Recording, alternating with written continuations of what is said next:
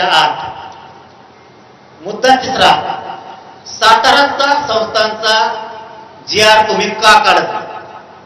इथं मनोज जरांगे भाऊ जरांगे पाटील सोपा नाही, इथं भेदभाव नसतो. 5 विभाग आमचे, अखंड महाराष्ट्र आमचा. मराठवाड्याला मिळालं मग पश्चिम महाराष्ट्र माग अजिबात नाही. पश्चिम महाराष्ट्रातले मराठी एक शब्द सुद्धा बोलत नाहीत का तर त्यांना विश्वासी होत म्हणून आरक्षण देऊ शकतो. आता तुम्ही म्हणले होते 1 महिन्यात जी आर काढतो, सातारा संस्थांचा काढला का? 8 महिने दम खाल्ला.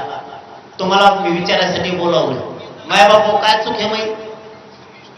8 महिने वेळ द्यायला किती वेळ द्यायचा? आणखी मी नाही वेळ देऊ शकत. याला वेळ द्यायचा आहे का? काय संबंध? याला वेळ द्यायचा तर 8 महिने दिला.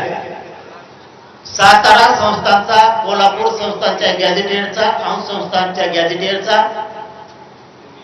जी आर काढून त्याची अंमलबजावणी पाहिजे.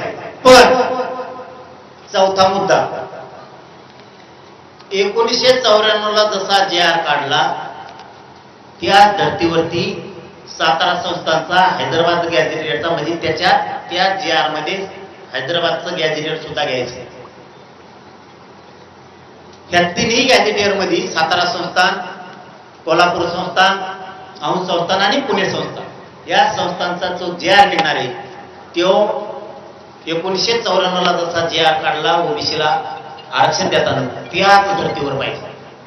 कारण त्यांना कसं काय जी आर काढला की 94 ला एका दिवसात आरक्षण मिळालं, आम्हाला कसं काय मिळालं?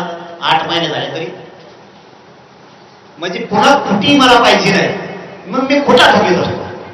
तुम्ही खोटे ठोले की मी खोटा ठोकला. मी बोलतो तसंच करतो.